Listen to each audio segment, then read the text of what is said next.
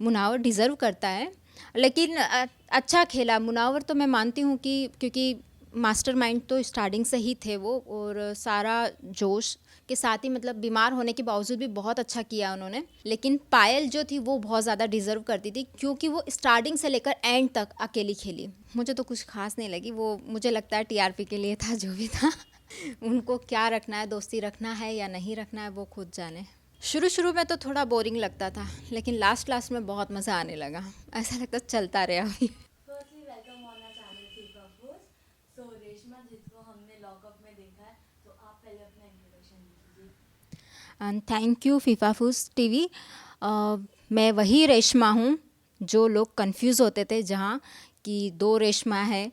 तो मेरा ओरिजिनल नाम है बबीता पाटीदार और मैं एक एक्ट्रेस हूँ, जहाँ आप लोगों ने लॉकअप में रेशमा के नाम से जानते हो। ओके, पहले तो जानना चाहूँगी लॉकअप में आप कैसे ऑन बोल लिया। लॉकअप में ऑन बोर्ड जाने के लिए पहले तो एक्चुअली कास्टिंग एजेंसी के थ्रू मैं गई हूँ। रिदांश ने फिर कॉल किया और सब कुछ समझाया कि कैसे काम रहेगा, क्या क्या करना होगा, और फिर मैं ऑन बोर्ड हो गई।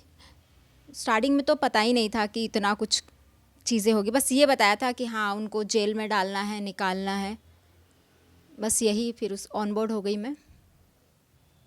ओके, हमारे जो कैदी थे काफ़ी अच्छे थे, बहुत आपको एंटरटेन करते थे, शारीरिक श्रम के टाइम, अत्याचारी खेल के टाइम, तो आप किस तरीके से अपनी हंसी कंट्रोल करती थी। हंसी कंट्रोल करना तो नामुमकिन था, बट ऊपर से लोग बहुत डांटते थे कि आप हंसी कंट्रोल कीजिए। सबसे ज़्यादा मुझे हंसी आई थी आज़मा के बातों से, क्योंकि आज़मा जब G6 के लिए मज़े लेती थी, G6 के मज़े, मुझसे शादी करोगे G6, उसके आगे पीछे घूमना, तब मेरी हंसी बिल्कुल कंट्रोल नहीं होती थी। और दूसरा मुनावर और शिवम, शिवम की तो मतलब इतनी ज़्यादा हरकतें थी कि मैं हंस हंस के पागल हो जाती थी। ओके, तो कितना मिस कर रही हो लॉकअप को अब आप। मिस तो कर रहे हैं क्योंकि पूरा ग्रुप था साथ में, और मैं अपने पूरे ग्रुप को मिस कर रही हूँ, क्योंकि उस टाइम तो ऐसा लगता था कब यहाँ से निकले, क्योंकि जेल उनके लिए नहीं हमारे लिए भी था। लेकिन अब मैं बहुत मिस कर रही हूँ। ओके, कौन सा ऐसा टास्क था जहाँ सबसे ज़्यादा फनी वे में किसी कैदी ने और आपको सॉलिड हंसी आ रही हो लेकिन यू कांट। टास्क में तो ज़्यादा इन्वॉल्व नहीं रही मैं, लेकिन मुझे एक चीज़ पता है, जब पायल ने नेकलेस चुराया था उस समय, जब शिवम ने जो हरकतें की थी उस समय मेरी हंसी बिल्कुल कंट्रोल नहीं हो रही थी, और साथ में ही मुनावर ने भी ऐसा कांड किया उस समय कि मेरी हंसी बिल्कुल कंट्रोल नहीं हुई। ओके, पूरा सीजन ये बहुत मिस्ट्री है कि रेशमा रेशमा रेशमा, फाइनली अब रेशमा रिवील हो चुकी है, तो क्या फैन मोमेंट अब है आपका, कोई फैन मोमेंट। अभी भी बहुत सारे लोग हैं जो करुणा है उसको रेशमा बोलते हैं, मुझे सोनिया का जो नाम था वही नाम से मुझे भी जानते हैं। लेकिन अब कुछ लोगों को पता चल गया है कि दो रेशमा हैं, लेकिन कुछ लोग तो अभी भी मुझे सोनिया को किस नाम से जानते थे मुझे भी याद नहीं है उसका नाम, क्या नाम था उनका, हाँ तो उसी नाम से मुझे भी जानते थे। लेकिन मुझे समझ में आने लगा बाद में कि रेशमा एक्चुअली, सब जब तक समझ में नहीं आ रहा था, जब तक हम दोनों को साथ में शाइसा ने नहीं देखा। शाइसा ने कहा है दो रेशमा है, नहीं तो दोनों को सुबह शाम दोनों को रेशमा ही बुलाते थे वो लोग। लेकिन रेशमा कब पता लगी उन्हें, फाइनली जब उसने लास्ट वाले टास्क में दोनों रेशमा को एक साथ देखा तब समझ में आया। तब फिर लास्ट में मेरा नाम बोलते, नहीं नहीं हम तुम्हें अब रेशमा नहीं बोलेंगे, हम तुम्हें शांता बोलेंगे। तो मुझसे पूछ रहे थे अब तुम्हें कौन सा अच्छा नाम लगता है ये बताइए। अब मैं बता नहीं सकती थी, क्योंकि ज़बान तो यूज़ ही नहीं कर सकते थे हम लोग अपनी, बस आंखों से इशारे करते थे यस, नहीं नहीं अच्छा नहीं है। ये नाम फिर लास्ट में उन्होंने मुझे शांता बोलना शुरू किया।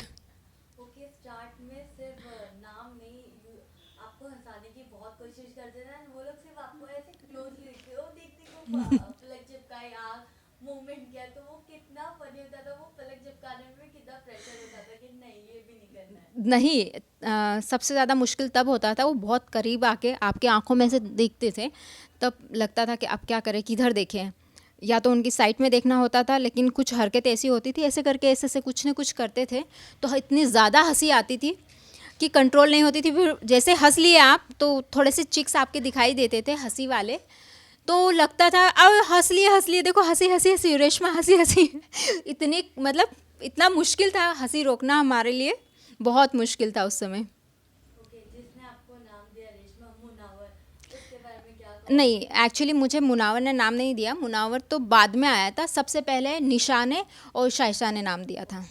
ये पहला नाम था जो शाइशा ने और इसने निशा ने बुलाना शुरू किया था, क्योंकि मुझे आज भी याद है वो दिन जब इनका फर्स्ट वेकअप था। और एक तरफ मैं खड़ी थी, उनको लाइन में खड़ा कर रही थी, और एक तरफ आदि खड़ा था।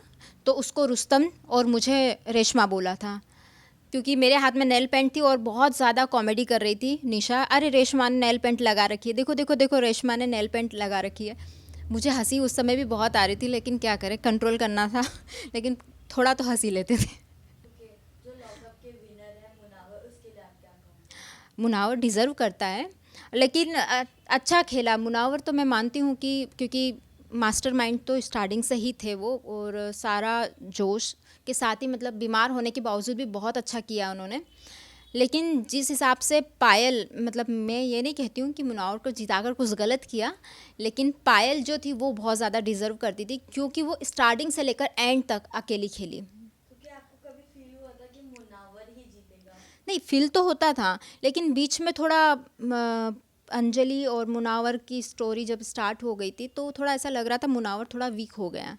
अदरवाइज़ मुनावर तो स्टार्टिंग से ही विनर लग रहा था, क्योंकि उसके फैंस फॉलोइंग बहुत ज़्यादा है। तो मुंजली जो था उस पे आपका क्या थॉट है? उनकी फ्रेंडशिप कितनी स्ट्रांग थी? मुझे तो कुछ खास नहीं लगी वो, मुझे लगता है टीआरपी के लिए था जो भी था लेकिन ठीक था, अच्छा था, एक दूसरे को पसंद करते थे तो दोस्ती है उनकी तो अच्छी बात है।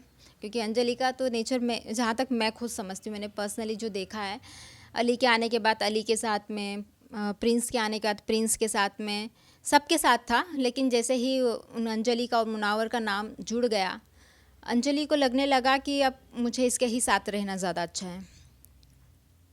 ओके, तो ये जानना चाहूंगी आपका फेवरेट कैदी कौन था?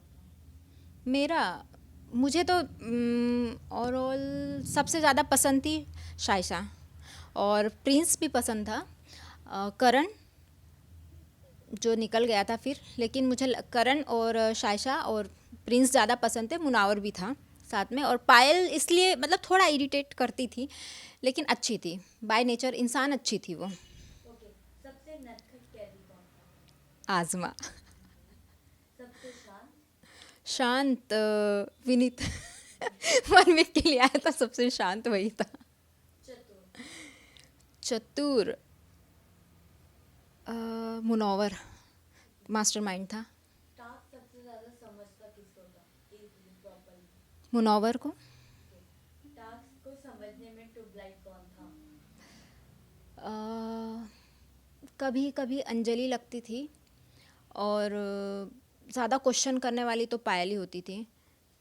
शायशा को भी थोड़ा लेट समझ में आता था। ओके, ओके, क्या कहना चाहोगे फैंस और आपकी ऑडियंस से?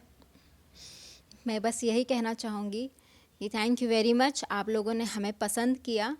और वैसे तो हम प्रोफेशनली एक्टर हैं, लेकिन हमें ये काम करके भी अच्छा लगा। आप लोगों ने इतना सहारा हमारे काम को, इसलिए thank you very much. Okay, क्या नेक्स्ट सीजन के लिए बात चल रही है?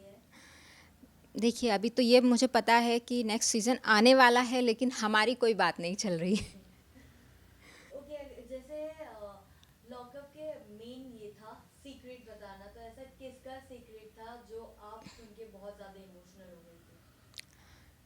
एक्चुअली इमोशनल मैं एक्टिंग लाइन से बिलोंग करती हूँ, तो जैसे पायल का जो सीक्रेट था, उसने एक्टिंग करने के लिए कितना कुछ किया और बहुत सारी चीज़ों से गुजरी, तो मुझे थोड़ा वो लगा कि यार मतलब क्या क्या करना पड़ता है इस इंडस्ट्री में आगे बढ़ने के लिए, तो बस उसका लगा। बाकी का तो ठीक था, जो भी उनका था पर्सनली लाइफ का, लेकिन ये मुझे थोड़ा रिलेट कर रहा था अपने आप से, तो इसलिए मुझे थोड़ा इसमें लगा। ओके, मुनावर और अंजलि की हमने दोस्ती लॉकअप में काफी देखी थी। लॉकअप के बाहर आके दे आर सेइंग कि हाँ हम अब भी फ्रेंड है, लेकिन वो मुनावर अंजलि को फॉलो नहीं कर रहे इंस्टाग्राम पे, जिसको लेके फैंस काफी कुछ कह रहे हैं।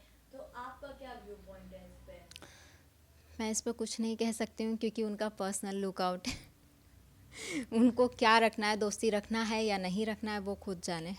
ओके, ओके, मुनावर की कौन सी क्वालिटी है जो ज़्यादा जिस वजह से ना डिजर्विंग विनर बने मुनावर? वो गेम को बहुत अच्छे से समझता था और दिल से खेलता था।